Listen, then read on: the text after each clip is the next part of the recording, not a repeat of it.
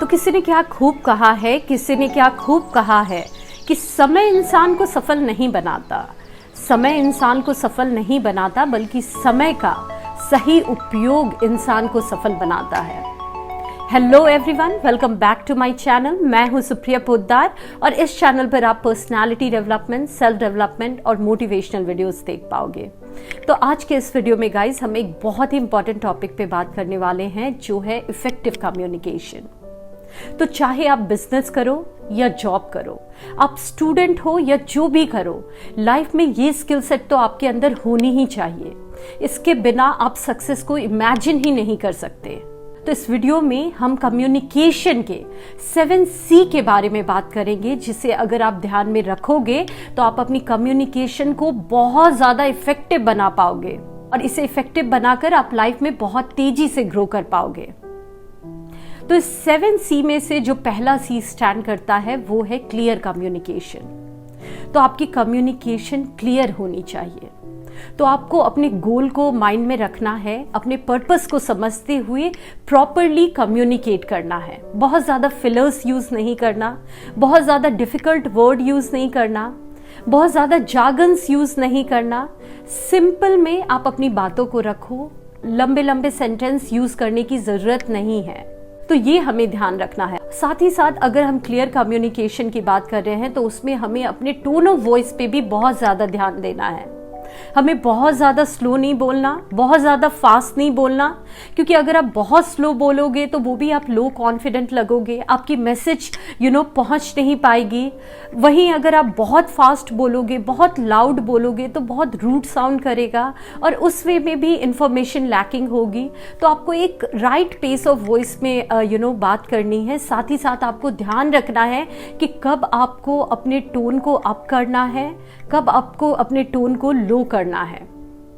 Means अपने voice modulation का ध्यान रखना है। फॉर एग्जाम्पल, अगर मैं आपको ये कह रही हूं कि मेरी बर्थडे 10th of November को है, ये एक फ्लैट कम्युनिकेशन हुई जिसमें मैंने एक ही फ्लो में सारी बातें कही।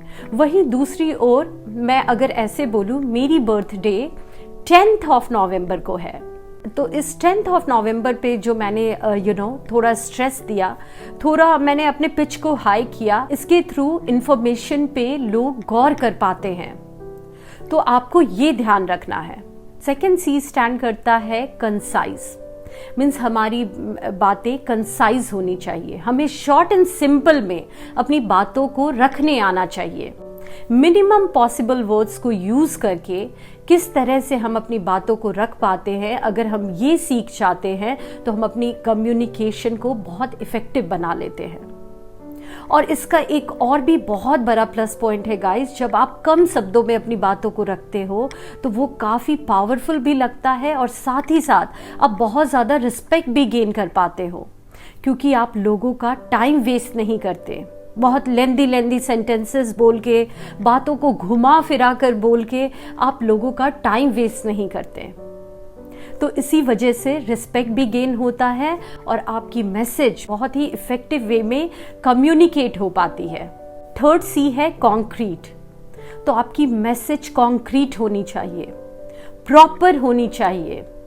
जो भी आप बोल रहे हो उससे रिगार्डिंग प्रॉपर इंफॉर्मेशन होना चाहिए, फैक्ट्स होना चाहिए, डेटा होना चाहिए, ये सारी चीजें होनी चाहिए। फॉर एग्जाम्पल, अगर मैं अपने बॉस को या अपने टीम मेंबर्स को ये बताती हूँ कि इस साल हमारी कंपनी में 20% की ग्रोथ हुई है या फिर 20% की लॉस हुई है, तो मेरे पास वो पूरे इंफॉर्मेशन होने चाहिए, वो डेटाज होने चाहिए जिसमें मैं कंपेयर करके या नए डेटा के थ्रू ये प्रूफ कर सकूं अपनी बातों को।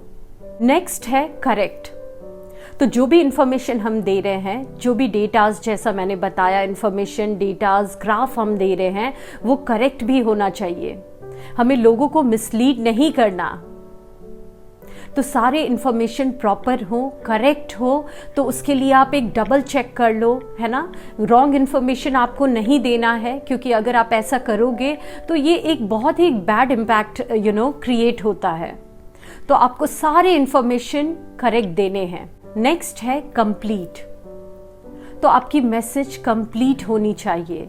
अगर आप कुछ बता रहे हो तो उससे रिगार्डिंग प्रॉपर इंफॉर्मेशन होनी चाहिए। ऐसा नहीं कि एक भी चीज मिसिंग हो, क्योंकि एक भी इंफॉर्मेशन अगर लैकिंग होगी तो वो कम्युनिकेशन प्रॉपर नहीं होगी। तो आपको पूरे फैक्ट्स, पूरे डिटेल्स, है ना, सारी चीजें प्रॉपर देनी है, कंप्लीट देनी है। नेक्स्ट सी स्टैंड करता है consideration, means stepping into the shoes of others. Means आपको रिसिपिएंट को माइंड में रखकर उसके आइडियाज को, उसके इमोशन को, उसके पॉइंट ऑफ व्यू को, उसके प्रॉब्लम्स, उसके सर्कमस्टांसेस को दिमाग में रखकर उसके हिसाब से बातें करनी है। सिर्फ अपने बारे में नहीं सोचना, सिर्फ अपने इमोशन, अपने आइडियाज, अपने प्लान्स पे ही फोकस नहीं करना है।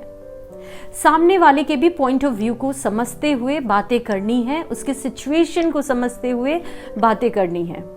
जब हम ये करते हैं तो एक रिलेशनशिप भी बिल्ड कर पाते हैं। और लास्ट है कर्टेसी।